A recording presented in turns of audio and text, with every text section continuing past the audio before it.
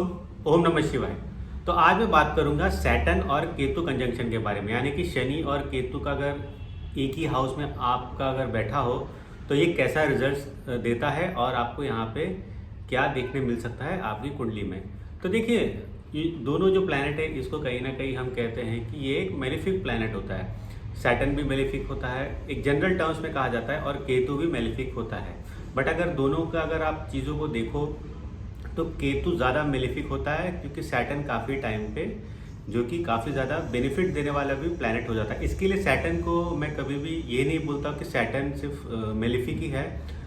कुछ जातकों के कुंडली में सैटर्न बहुत ज़्यादा बेनिफिट्स देने वाला प्लैनेट बन जाता है कंपेयर टू आपके जो बेनिफिट देने वाले प्लैनेट होते हैं, जैसे कि गुरु, आपका चंद्र, आपका जो शुक्र कह लीजिए।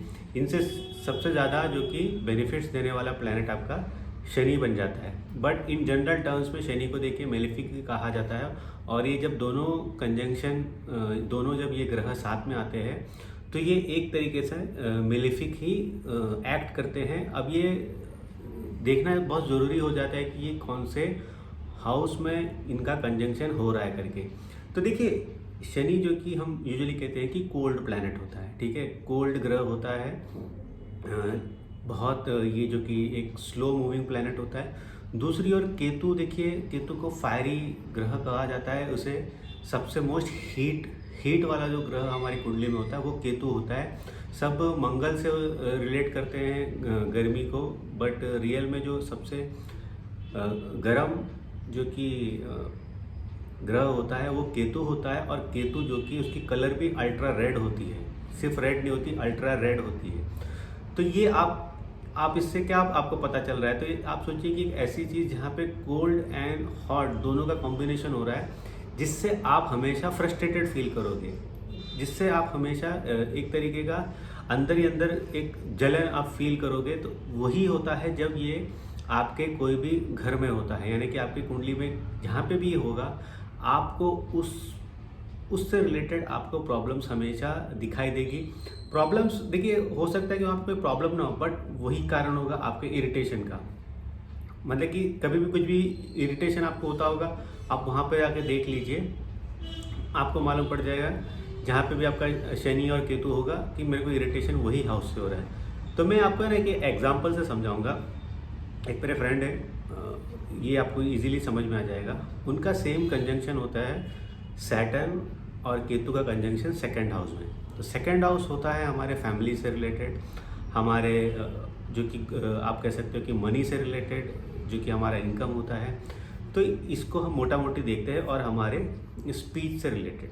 अब ये दोनों कंजंक्शन जो है ये बहुत ज़्यादा एक पर्सन का जो नेचर है, यानी कि उसका जो थॉट प्रोसेस है, बहुत ज़्यादा एक तरीके से ऑकल्ट साइंस की ओर धकेलता जाए, जैसे कि एस्ट्रोलॉजी कह लीजिए या तो फिर कोई भी ब्लैक मैजिक कह लीजिए। ये सारी चीज़ों में उसका काफ़ी ज़्यादा फोकस होता है।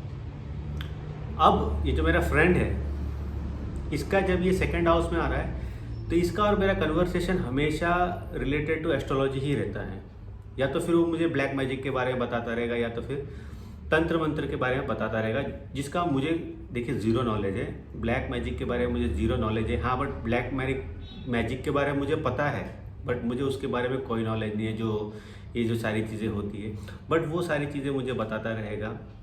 दूसरी चीज़ है, ये सेकंड हाउस में जब उसका हो रहा है तो वो बहुत ज़्यादा फाइनेंशियली सिक्योर पर्सन है थ्रू हिज फैमिली, ठीक है। उसके फादर जो कि उन्होंने इतना कमा के रखा हुआ है, उनके बॉम्बे में बहुत सारे 7 फ्लैट्स हैं, 3 दुकानें हैं बॉम्बे में, सबब में। आप सोच सकते हो कि how rich they must be. तो मेरे फ्रेंड का कैपेसिटी क्या है। सेम उनकी मदर भी एक टाइम पे गवर्नमेंट जॉब करती थी, बड़े हायर पोस्ट पे थी। मैं ज़्यादा डिस्क्लोज नहीं कर सकता हूँ चीज़ों को। आज भी उनके घर में, उनके फादर के रिटायरमेंट होने के बाद सब कुछ करके भी उनके घर में जो पैसिव इनकम है वो बहुत ज़्यादा है, 10-12 लाख है। एंड मेरा जो फ्रेंड है वो बहुत ज़्यादा एंजॉय करता है लाइफ को in terms of money, but वो फ्रस्ट्रेटेड इस बात पे है कि वो कुछ नहीं कमाता। और ये रोज़ हमारे बीच में डिस्कशन का कारण होता है कि मैं कब पैसे कमाऊंगा, मेरा ज़रिए क्या है पैसा कमाने का। जबकि उससे सब कुछ मिला हुआ है, जब मन चाहे वो वर्ल्ड टूर करता है, जब मन चाहे वो जो भी करना हो लाइफ में करता है, best of the best food खाता है। बट वो इस बात से फ्रस्ट्रेटेड है कि मैं कुछ क्यों नहीं कर रहा हूँ, मैं क्यों नहीं अपना ब्रेड ओन कर रहा हूँ। उसको ना जॉब करना है, उसको ना ऐसा कोई बिज़नेस करना है, जो वो बिज़नेस करना चाहता है उसके फैमिली वाले उसे मना कर देते हैं। ठीक है, अब देखो ये क्या हो रहा है, जब आपका सेकंड हाउस में केतु होता है, आपका फैमिली के साथ आपका काफ़ी टाइम पे जो आइडियोलॉजी है बहुत कम्प्लीटली अलग रहता है। पर्सन का भी यही प्रॉब्लम है, उसकी आइडियोलॉजी उसके फैमिली के साथ एकदम कट ऑफ हो जाती है। उसके घर में ब्लैक मैजिक का बहुत प्रॉब्लम होता है, ये चलता रहता है, वो सारी चीज़ें मुझे बताता है, वो नहीं करता, वो कहता है कि उसके ऊपर होता है। सैटर्न भी यहाँ होने की वजह से एक उसके घर का जो माहौल है काफ़ी ज़्यादा स्ट्रेसफुल रहता है उसके लिए। वो हमेशा रीज़न ढूंढता है कि मैं घर से बाहर निकलूँ, कहीं और दूर चला जाऊँ, कहीं फ्रेंड से मिल लूँ, ये कर लूँ वो कर लूँ। वो हमेशा फ्रस्ट्रेटेड फील करता है। उसके आइडियाज़, उससे रिलेटेड जो चीज़ें होती है वो अगर अपने फैमिली को बताता है, यानी कि उसके पेरेंट्स को बताता है कि मुझे ये बिज़नेस करना है, मुझे ये, आप थोड़ा मुझे मनी लैंड कर दो, तो वो डायरेक्टली मना कर देते हैं।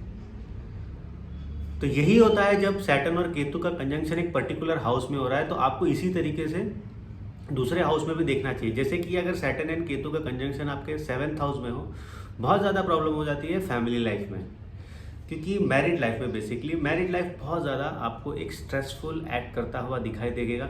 अगर देखिए सिंपल सा है, अगर वाइफ, और ये ऐसा स्ट्रेसफुल हो जाता है कि अगर वाइफ और हस्बैंड ज़्यादा टाइम बिताने लग जाए एक साथ घर में, जैसे लॉकडाउन वाला सिचुएशन था, एक मेरे को कंसल्टेशन आया था, तो वो इतना फ्रस्ट्रेटिंग था, जबकि उनकी मैरिज काफ़ी टाइम से चल रही थी, 7-8 साल से उनकी मैरिज चल रही थी। उन्हें लग रहा था यार सब बोलते हैं सैटर्न या केतु 7th हाउस में रहेगा तो कुछ प्रॉब्लम्स क्रिएट करेगा, फलाना फलाना, बट ऐसा तो कुछ हुआ नहीं। बट लॉकडाउन में जब वो साथ में 24 घंटे गुजारने लगे, इतना रिफ्ट हो गया था कि जब लॉकडाउन ईज हो गया तो वाइफ अपने घर चली गई थी, यानी कि अपनी माँ के घर चली गई थी काफ़ी टाइम पे, बिकॉज उससे ऐसा लग रहा था कि उन्होंने किससे शादी की है। एक ऐसा फ्रस्ट्रेटेड पागल इंसान जो हर टाइम पे काटने आ रहा है, मारने आ रहा है, और वो पर्सन खुद बोलता है मैं ऐसा नहीं था करके। तो ये चीज़ होता है कि जब अगर आप उस पर ज़्यादा फोकस करने लग जाओ जहाँ पे केतु और सैटर्न है, तो आपकी लाइफ हेल हो जाएगी। 5th हाउस में आता है तो लव से रिलेटेड प्रॉब्लम, ठीक है, फ्रेंड्स से रिलेटेड प्रॉब्लम, काफ़ी टाइम पे ऐसा लगेगा कि सारी जो दुनिया की बैड लक है मेरे साथ ही है। 9th हाउस में हो रहा है तो सबसे बड़ा दुनिया का जो विलन है वो मेरा बाप ही है, ऐसी वाली फीलिंग आ जाएगी। इसलिए इस पर्सन का एक स्पिरिचुअल लाइफ जीना बहुत ज़्यादा ज़रूरी हो जाता है। जैसे कि मेरा फ्रेंड जीता है और काफ़ी ज़्यादा स्पिरिचुअल लाइफ जीता है। स्पिरिचुअल लाइफ, देखिए स्पिरिचुअल लाइफ का ये मतलब है कि आपने अपना जो 24 घंटा है उसमें कुछ वक्त गॉड के नाम कर दिया, आपने कुछ हनुमान चालीसा सुन लिया, एक 10 मिनट्स जो डिवोशन होता है उससे जो मन है शांत हो जाता है। देखिए केतु इंटरनल होता है, उसके ऊपर जितना जुपिटर की ब्लेसिंग होगी वो उतना अच्छा परफॉर्म करेगा। इधर शनि भी है, देखिए एक सिंपल सा केतु और शनि को आपको समझना है तो आप ये समझिए कि शनि एक बेड पे बैठा है जो कुछ नहीं कर रहा है, वो सोच रहा है कि जब टाइम आएगा तब करूँगा, because it is a slow moving planet. दूसरी ओर केतु जिसने पिछले जन्म में उसे हासिल कर लिया था, वो बोलेगा जब मेरा टाइम आएगा मैं करके निकल जाऊंगा। इसमें आप पिस जाते हो, इन दोनों ग्रह के चक्कर में आप पिस जाते हो। अरे मुझे उस हाउस से रिलेटेड कुछ करना है बट मैं कर ही नहीं पा रहा हूँ, पकड़ के रखे दोनों। वो बोलता है कि मेरा टाइम आएगा तब मैं करूँगा, अरे ये बोलेगा मैं ये कर चुका हूँ, जब मेरा टाइम आएगा मैं करूँगा। बात कैसे बनेगी? तो ये सारी चीज़ें आपको ध्यान रखना चाहिए। अगर देखिए आपका ये जो है सैटर्न एंड केतु कंजंक्शन, जैसे मैं 7th हाउस की मैरिज की बात कर रहा था, कोई बिजनेस अगर उसको करना है या 10th हाउस में है, उस 10th हाउस में है तो उसको यही पता नहीं लगेगा कि मेरा करियर कब बनेगा, मैं कौन से करियर में जाऊँ, इतना कंफ्यूज रहेगा वो। करियर में अगर कोई करियर है अच्छा नहीं लग रहा है, उसको चेंज कैसे करूँ कि नहीं करूँ, उसी में आप 4-5 साल निकाल देते हो। तो ऐसा जो कि प्लैनेट दोनों ग्रह जो हैं पर्सन की लाइफ में एक तरीके की फ्रस्ट्रेशन लाता है। सबसे अच्छा वर्ड इस दोनों कंजंक्शन का ये है कि फ्रस्ट्रेशन। और इससे निजात पाने का सिंपल ये है कि इस हाउस से रिलेटेड ज़्यादा चीज़ें आप ना करो। देखो कि आपकी कुंडली में स्ट्रॉन्ग पॉइंट्स क्या है, कौन सा ग्रह ज़्यादा स्ट्रॉन्ग है, उसके हिसाब से आप जब चलने लगो तब ज़्यादा बेटर रहेगा। अगर देखिए आपकी कुंडली में जुपिटर की पोजीशन बहुत अच्छी है, जुपिटर एक्सॉल्टेड है या 9th 5th त्रिकोण केंद्र में कहीं पे बैठा हो, बेसिकली त्रिकोण में बैठा हो या और वहाँ पे कहीं एक्सॉल्टेड हो या फ्रेंडली साइन में हो, तो आप जुपिटर को लेके चलो, आपकी बहुत चीज़ें ईजी हो जाएगी। बट प्रॉब्लम यही है कि जब आपकी कुंडली में कोई हाउस में कोई ग्रह है तो आपको उसके साथ आपको चलना ही पड़ता है लाइफ में।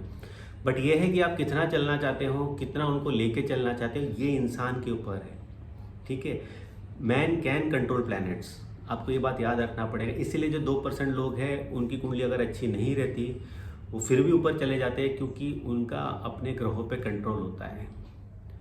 तो होपफुली जिसके भी कुंडली में सैटर्न और केतु का कंजंक्शन था उनको अपने बारे में थोड़ी जानकारी मिली होगी। और सब्सक्राइब कीजिए मेरे वीडियो को अगर आपको अच्छा लगता है। कंसल्ट करने के लिए व्हाट्सअप नंबर मैंने डिस्क्रिप्शन बॉक्स में डाल दिया है। तो अगले वीडियो तक मुझे इजाज़त दीजिए।